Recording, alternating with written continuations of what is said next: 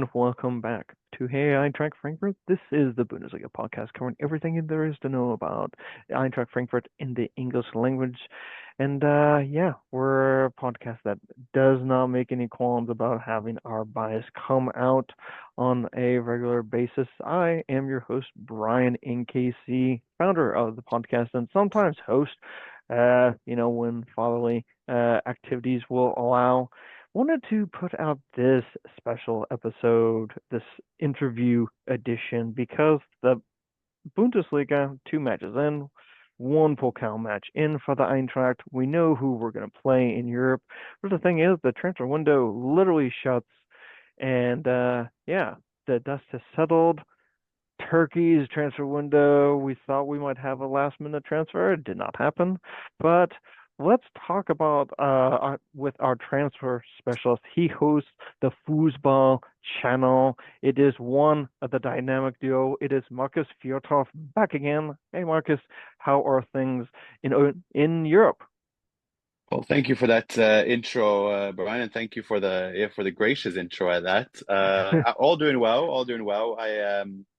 It's good to have welcome back club football. We had international football. We saw some exciting games from Germany. We saw Robin Koch make a Germany appearance as well, which was great, and I think a great reward for his performances at Eintracht as well. So that's always positive to see, despite we not seeing Eintracht in action. But it'll be good to see them. Good to see them back, and it'll be interesting to see rest of the season. Now, I think the last game going into the international break was very promising against Hoffenheim, and we saw some dynamic and good football. But you never kind of know with Topmüller, in terms of the impact he's had. But I'm sure we'll discuss that and more. Yeah, and no, let's be frank. Norway doing well as well in the UEFA Nations League, so they're having their own progress on display as well. No, gotta Absolutely. give the homeland a little bit of praise for when it is due. Eintracht no longer with a Norwegian player on the books right now, but yeah, let's see. Yeah, we'll There's a see. lot. There's an absurd amount of young talent that seems to be coming through Norway, and I keep on thinking to myself, you know what? Someone's going to qualify for the next couple of tournaments from Norway, and it's just a question of when it happens. So Yeah, I'm optimistic. it better happen soon. I'll tell you that much. We waited too long enough, if I were to be perfectly honest. But we definitely have enough firing power. It's just a matter of, I think, a mentality. And the longer you've been out of a tournament, it's no Hmm. excuse, obviously, but the more it kind of sets into the kind of the mental aspect of it when it's crunch time. But we'll see. We certainly have enough talent. So that's not what it's about. But let's see. Let's see. Yeah, well, hey, you know what? If Georgia can do it, why not Norway, eh? And no, Yeah, I'm not talking about the absolutely. state in the United States, which probably could if you pulled all their talent together, probably have a decent national team. I think US have a difficult enough time doing well for themselves. So let's go too far. Those are, yeah, that's pretty Sorry, I'm strong just trying there. to So, bring America down to my miserable level with Norway. That's all there is to it, Brian. well, hey, maybe Pochettino will be the guy who makes the turnaround happen. I Absolutely. I don't would love nothing more. I would love nothing more. I don't know if it'll happen, but this is not a U.S. national team podcast, even though sometimes we can go off the rails a little bit. Let's talk about the Eintracht and the transfers that were made. Some of these I think are really exciting. Some a little bit scratch your head and wonder what the heck is going on. But you know, some of the interesting stuff that did come about is, Eintracht Frankfurt picking up a couple of Danish players along with a very interesting defender in Ramos Christensen and Oscar Højlund, if I Yep, got that that's right. correct. Christensen on loan from Leeds United. He was playing in Italy for Roma last year, and then Højlund coming in from Copenhagen, FC Copenhagen. In my opinion, one of the two biggest of names when it does come to Danish football, even though we're going to be playing a Danish team who is not other than Brøndby in the upcoming Europa League. What did you make of the Scandinavian two who are coming in? I'd like to think that Christensen can do a job. He has performed at the highest end, but Holland does seem like a project player. No, absolutely, and I think starting with Christensen, I think you there have a reliable and good quality right back. All I've heard of him is that he's such a good guy as well, which helps in terms of, in bringing about an atmosphere, but also in terms of his own integration. But proven that he can play at the very highest level. He's played in the Premier League as well, obviously, and started and was at Red Bull Salzburg as well, where he started. So a good quality right back to bring in there, and then you have Oscar Højlund as well, which is admittedly more of a project, right? FC Copenhagen being one of the leading teams in Denmark for youth development, but again, one of those projects again, and it's in line with Sean Özun, who comes from Nuremberg there as well. You've brought in younger players before that you've been able to sell on, which Markus Fjørtoft has done such a good job at, if not one of the best in the league and renowned for across world football, if we're going to be perfectly honest. So you always have a certain confidence that some of the signings that Eintracht Frankfurt do make, there is a certain deliberate nature to them. I mean, the resale value of some of these players, let's not forget what a fantastic job they did when they brought in Kolo Muani and sold him for 100 million euros the following year. This is a deliberate kind of recruitment model for Eintracht Frankfurt, led by Markus Fjørtoft. So there's a lot of thinking behind these transfers, and I think as it follows, you have some rather exciting profiles there in every phase of the team. You kind of mentioned there Randa Kolo Muani, who was a one and done, as we refer to them in the United States, where we just recouped a potload of money, picking him up on a free transfer from FC Nantes from France, then selling right back to Paris Saint-Germain for just a truckload of cash. We did happen to see this past, looking kind of at because of the way that Eintracht was able to make that humongous sale, which was a really great profit margin. We can talk about the move that we also made in selling William Pacho to Paris Saint-Germain, but I'm kind of scratching my head and wondering if we might see a real downturn in the amount of transfers going to Britain, specifically going to the English top division, or even making a modest sale to a second division team in England, because there was a huge scaling back of the transfers done by the Premier League, which has honestly been the money league for probably the last decade in terms of leaning money when it comes to transfers from top to bottom for everyone kind of splashing out the cash. There was a huge reduction in year-to-year comparison in England, though still eye-watering amounts of money was spent. Was this an anomaly, one-off, that we'll see more money spent perhaps next summer or in this upcoming January? Or are we going to see from the English teams further reductions in the moves that they make, which then has a waterfall effect, which will impact, selling clubs within, any of the leagues within Europe outside of the few buyers that each of the major leagues has within their own country? Yeah, it's a good question, because we've seen year on year that the transfers have increased. And then there is important to add to the pot and for added context is obviously the profits and sustainability rules. We see now that the likes of an Everton and Nottingham Forest and other clubs, quite frankly, being in a bit of trouble when it comes to the financing, and we won't go into the details of that. But I think that's also, it's also made clubs understand that there are consequences to their actions, that overreaching, as common as it is, will have implications. And so I think clubs have been more wary in terms of how they approach the transfer window. They have to balance their books. And that can't only be enabled by creative accounting and changing the counting dates, etc. It actually there are, as I said, consequences to it. So I think that is a natural implication of where we see, especially now in England, where prices have been rather inflated. I mean, you see the dissonance between the English football and the rest of the leagues in terms of broadcast rights as well, where you can afford or to spend more money as such. So it'll be interesting to see for the rest of the coming years. But the fact that there is kind of a shift in terms of how clubs will spend money, I think certainly will be the case.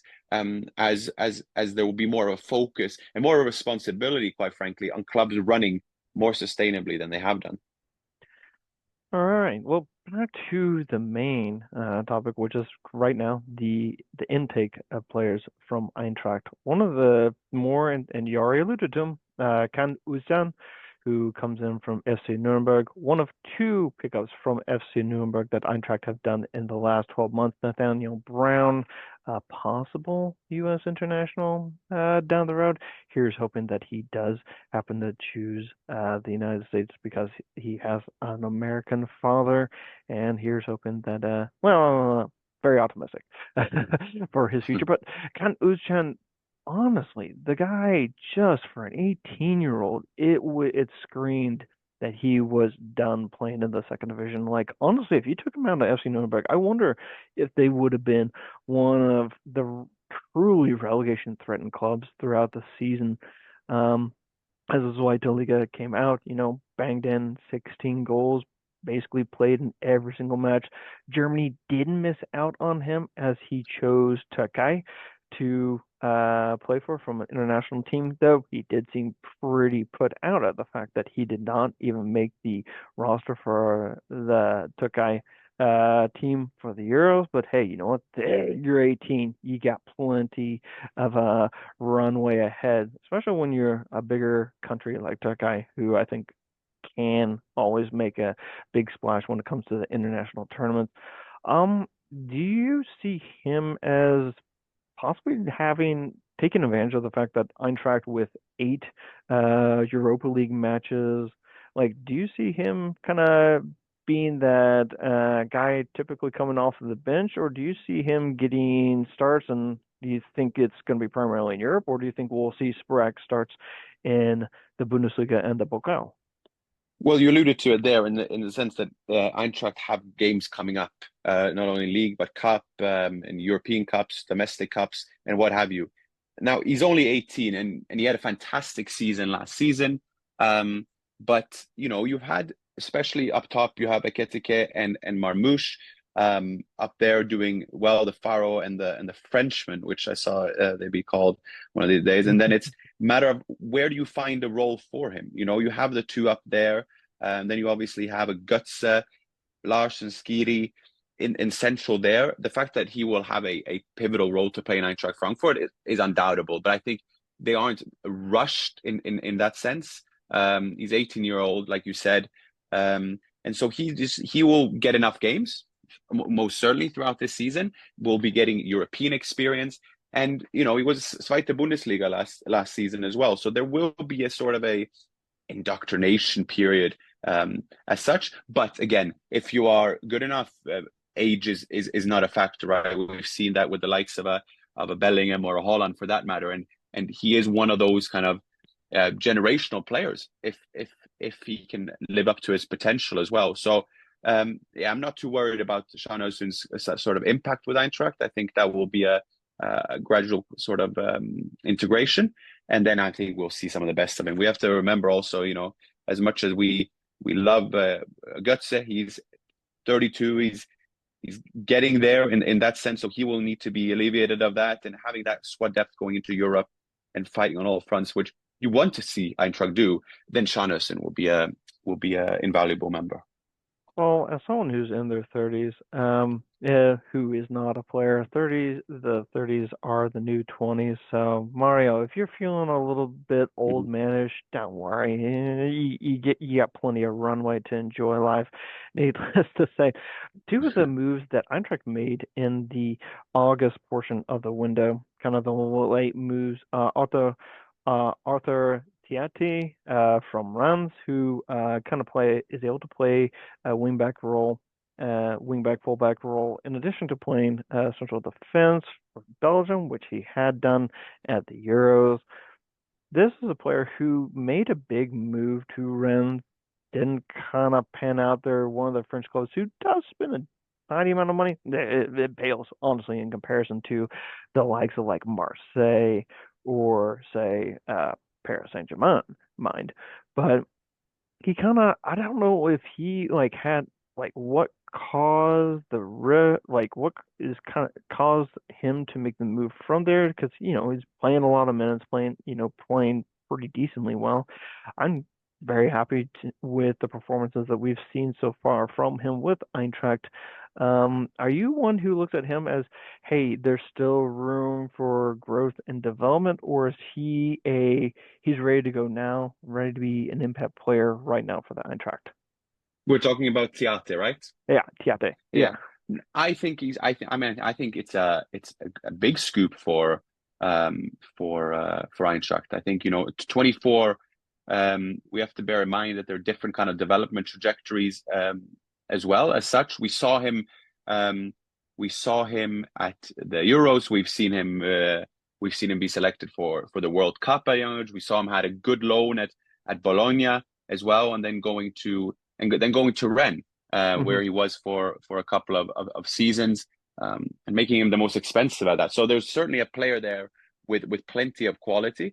And I think you come to a place in Frankfurt who will be playing Europe, who will be playing a dynamic sort of football if everything goes right for Topmüller's side. So, upon immediate kind of impressions when Eintracht signed him, I thought fantastic. And I thought we'd lost him to Saudi Arabia, where he was heavily linked. And I thought that would be a shame of, a player of his age and quality.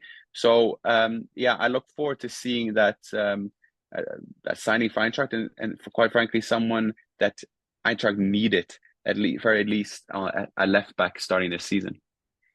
Well, definitely one who will provide us with defensive flexibility, which I think the Eintracht had been running out of distinctly.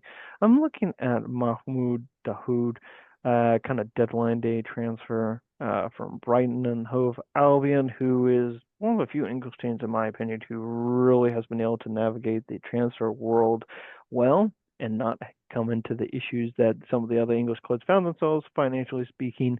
Dahoud, I didn't get a whole lot of opportunities to watch him when he made the move to England. I mean, he was with Stuttgart very recently on loan last season. He got a fair few appearances for Stuttgart, but what kind of player are we getting from Dahoud? Because I remember him from Dortmund and Gladbach, but you know what? Some players, they go to England, it just doesn't pan out. What version of Dahoud are we gonna see?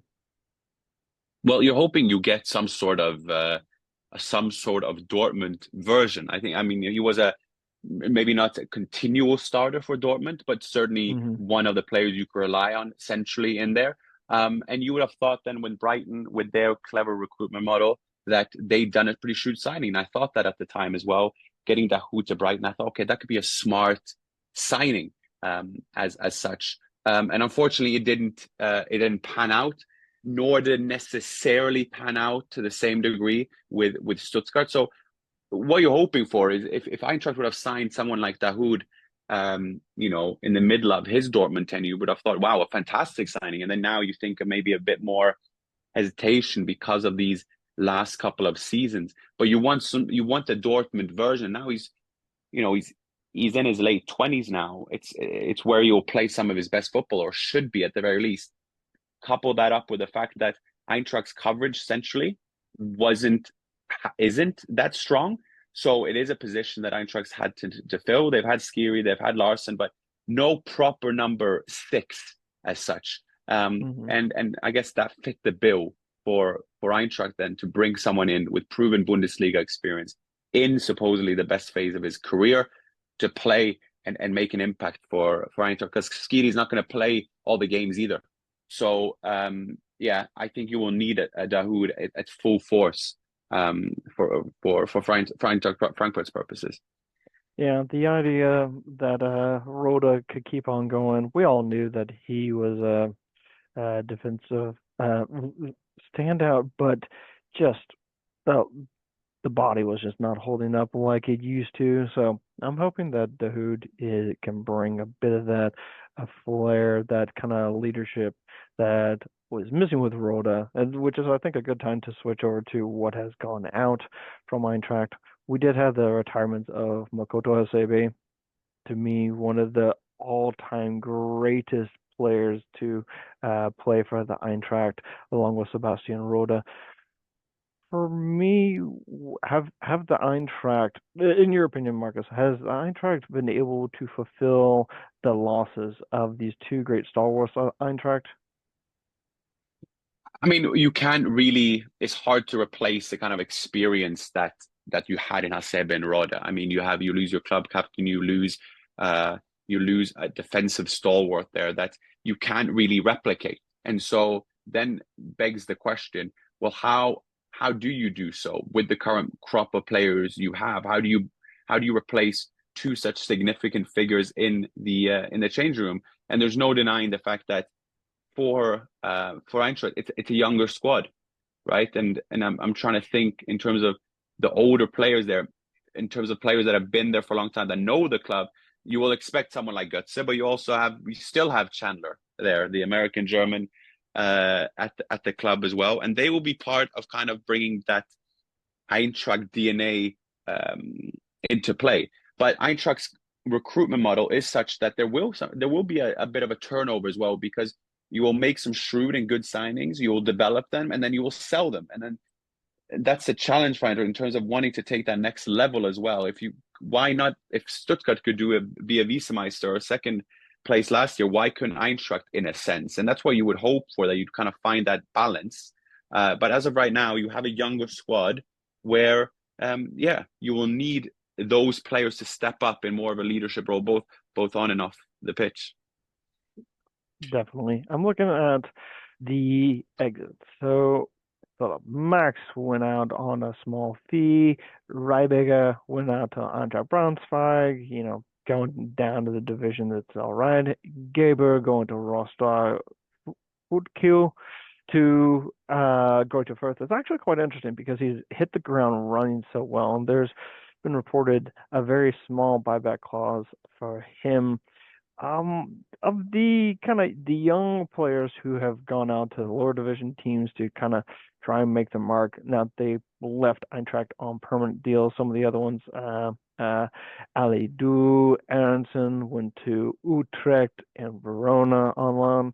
Are you seeing any of these players returning to the Eintracht and playing roles in, say, like 1 to 2 years time, or do you think that Eintracht's looking at each of those players as, hey, we'll get the sell-on fees for some, and then for the loanees, we'll move them on for whatever fee we're able to get at the end of the loan spell? Do you think anyone is currently in a position of a huge benefit to Eintracht in the near term? Well, I think, looking at sort of the players that went to bigger clubs, you obviously have from an American perspective, you have Paxton Aronson, who is there in line with the model that Eintracht Frankfurt want to recruit in, the nature that they recruit in. And whether you break through as 18, where you have in Scharnösen, or you have a Theater who comes in and maybe gets his breakthrough, so to speak, at 24, or Paxton Aronson at 21, you go to a place like Netherlands then, where they play a certain style of football, which might be conducive to the way Eintracht wants to play. You will get playing on the ball. You will get chances as well. I think will be will be big for him. And then you got Ngankam going to Hanover. So it's good. It's much needed for these players as well. You cannot replace kind of first team football as well. And looking at the list here as well, You got some good clubs that they go to as well. So I think overall it's good for these generally younger players that are out on loan to get valuable time in the highest divisions of Netherlands, of France, of Austria, Italy, etc. Yeah, yeah, of course, the big exit that came away from Eintracht was getting a whopping 40 mil from Paris for Pacho, another as a Yeah, one and done. absolutely. Like that 30 some odd million profit on that, taking that every day. Looking towards the Eintracht now that our deals are done. We got the matches of the play will be done through match day 14 of the 15 of the Bundesliga by the time that we go into the winter break, which will be super short because we got St. Pauli match day 16 on I think the second weekend of January, and you got your European matches. Are you comfortable with the moves that Eintracht has made, and do you feel comfortable in the fact that European football for 25-26 is going to be in the Eintracht's hands? Yeah, I think, ideally we remember Eintracht Frankfurt's Europa League triumph. We remember them in Champions League. So obviously we would want them a bit higher than the Conference League. But having said that, he's still playing in Europe nonetheless, and got there, and didn't end the season convincingly at that. So for this season, I think it's a matter of being a bit more consistent in the team's performances. I think you have a certain longevity or stability in the sense of those players that you've been able to keep, notwithstanding obviously Pacho and the likes. But you brought in some extremely exciting players that have everything to prove and are at the start of their careers in many ways. Others there to prove themselves again, as we mentioned with Dahoud. So I'm I have big belief in the work that Markus Krusher does and the recruitment that they do. I mean, getting someone like Eketike for the price that they did at a relative bargain, I think, as I think we'll see going forward, having seen the first few games as well with him and Dahoud as well, or Marmoush as well up top, I think is extremely promising. A Larson will only grow in stature. You have a Koch in the back there, Christensen, Trapp. So you have a pretty solid core, I'd say. And then it's just a matter of kind of, I'd like to see Eintracht at some point take that next level, and see really, Topmüller has been questioned in terms of the overall impact he's had. It was an important win for them right before the international window now, playing against Hoffenheim, not only because of the win, but also the way in which they won it, which was a lot more improved. We're unlucky, obviously, against Dortmund away where they could have led, and it was rough when they met someone like Bino Gittens, who decided to be the world's best player, which he might very well be one of the better ones if he continues at that trajectory. So yeah, I'm pretty confident with the signings Eintracht met, with also warning a degree of caution in some of the signings they do. It might not be Sean Öztun's immediate breakthrough season or like him scoring 16 goals, but you still have an extremely, extremely exciting player. The same in Haaland, and the like. So, and not to mention Matanovic, who was a Karlsruhe last season as well. So, yeah, I'm overall pretty excited for the Eintracht team, and I just want them desperately to kind of take that next level. Yeah, I'm looking at the Europa League and I'm thinking to myself, you know what? The Eintracht have got banana skins in there. You got a trip to Besiktas, yeah, trip to Midtjylland, you got a trip to Lyon and Rome. Honestly, I'm looking at every single one of the Rome matches and thinking banana skin, banana skin, banana skin. But I'm looking at the home matches. Huzchen, a team from Latvia who I'm not exactly sure how to go by other than RFS, Slavia Prague, or Praha as some people call it, and Ferenc Varos from Hungary. I'm thinking that honestly, the Eintracht should be able to get at least 12 points from all the matches and put themselves in the best position so that when it does come to the knockout stage, they are not in that initial like playoff round, that they can make the round of 16. I think that the Eintracht will I think the Eintracht, we're bound to have a great, exciting season for the Eintracht. And here's hoping that I'm not exactly going to predict another Europa Pokal win, but we'll put you But on why spot for not? that. In the Conference League, why not?